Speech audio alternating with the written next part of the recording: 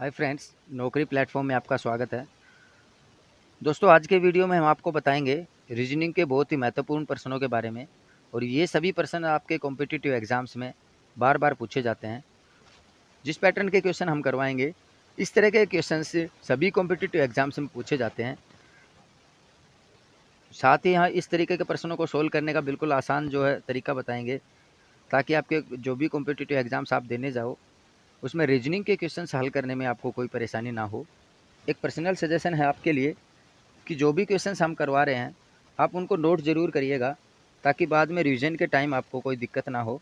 आइए शुरू करते हैं। फर्स्ट क्वेश्चन, लुप्त संख्या ज्ञात करें। जो क्वेश्चन मार्क दिया है, इसके स्थान पे क्या आएगा? पहली जो टर्म दी है उसने 2, 4, 8, 16, क्वेश्चन मार्क 64। तो दोस्तों, ये सबसे सिंपल क्वेश्चन है आपके नंबर सिस्टम का। हमने जो पहला क्वेश्चन लिया है वो बिल्कुल ही आसान लिया है, ताकि आपको जो है एक बार नंबर सिस्टम के बारे में अच्छे से पता चल जाए। तो जो पहला वर्ड दिया उसने 2, उसके बाद 2 गुना करके 4, फिर 2 गुना करके 8, फिर 2 गुना करके 16, अब 16 को 2 गुना करके 32, अब 32 को 2 गुना करके आपका 64। तो यहाँ जो क्वेश्चन आए, जो हमारा आंसर आना चाहिए वो आना चाहिए 32, क्योंकि 2 दूने 4, 4 दूने 8, 8 दूने 16, 16 दूने 32 और 32 दूने 64।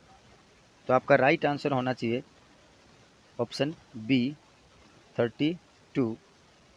नेक्स्ट क्वेश्चन, श्रृंखला को पूरा करें।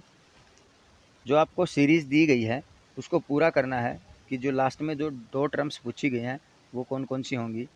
आपकी सीरीज है 7, 10, 8, 11, 9, 12, फिर 2 टर्म आपको बतानी है। 7 के बाद उसने 3 बढ़ा दिया, +3 कर दिया, फिर -2 कर दिया, फिर +3 कर दिया, फिर -2 कर दिया उसने, फिर +3 कर दिया। अब दोबारा से यहाँ -2 होना चाहिए। तो जो 12 है इसमें -2 करेंगे तो 10 आना चाहिए, फिर +3 करा।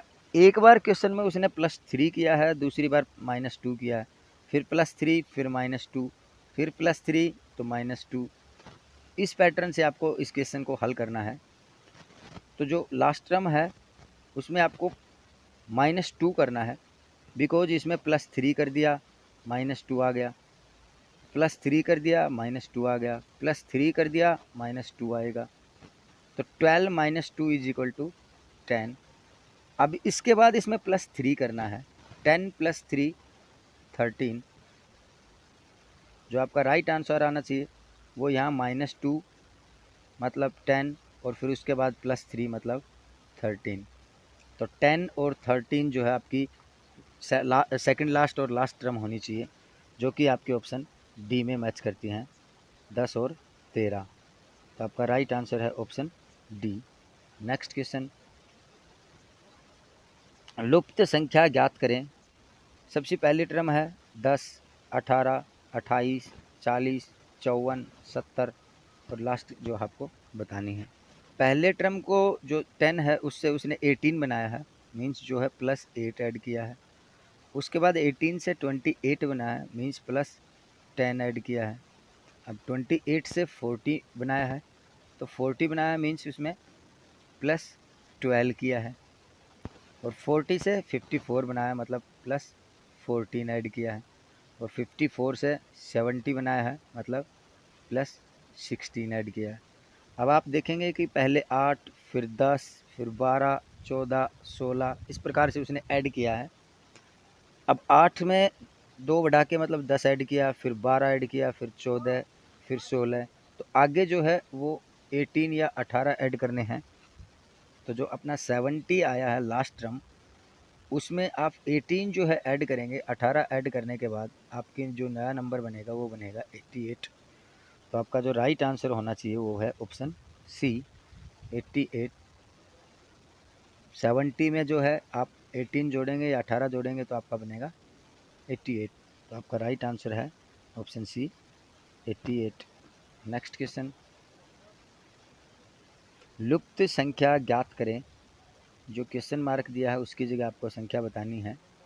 1, 4, 27, 16 ये टर्म आपको बतानी है। 36, 343। अब जो ये क्वेश्चन है बिल्कुल आसान है, बहुत ही सिंपल क्वेश्चन है, क्योंकि जो पहली जो टर्म है उसके बाद उसका और तीसरी का देखिए जो रिलेशन है, तीसरी और पांचवी का रिलेशन, 5 और 7 का रिलेशन। इसी प्रकार 2 जो है उसका 4 से, 4 का 6 से, 6 का अगर 8 होती तो उससे।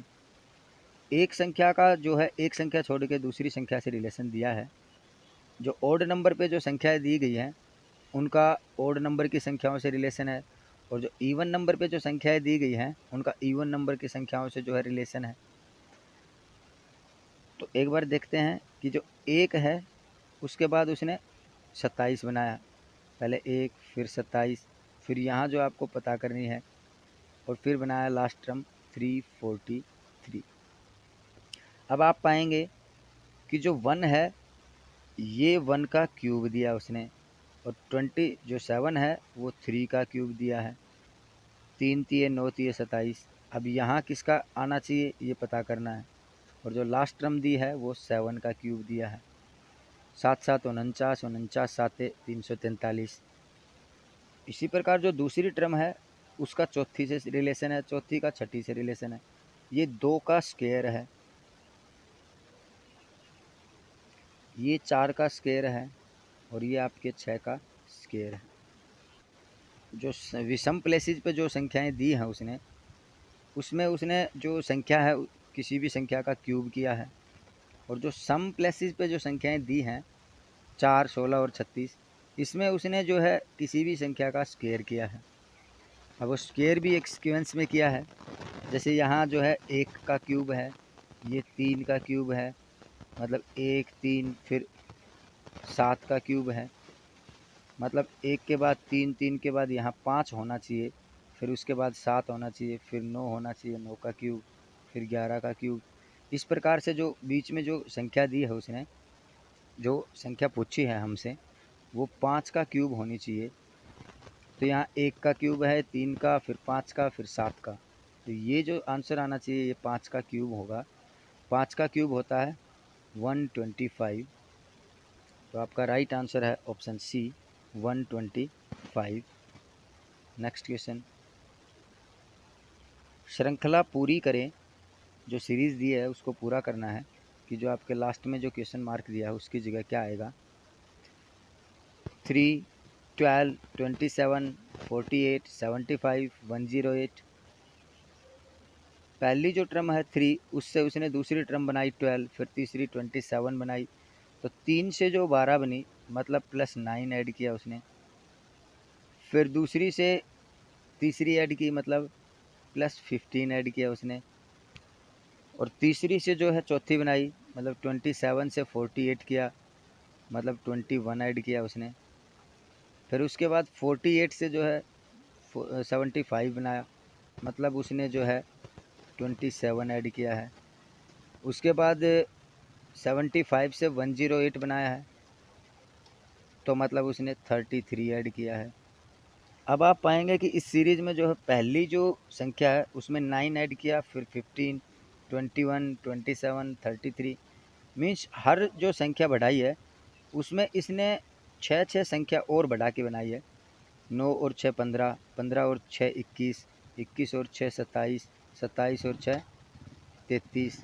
तो हमारी जो यहाँ जो नंबरिंग आनी चाहिए वो भी 6 बढ़ा के, मतलब 33 और 6 39 आनी चाहिए, और जो 39 है वो आपके 108 में जो है ऐड होना चाहिए, तो आपका 147 बनना चाहिए।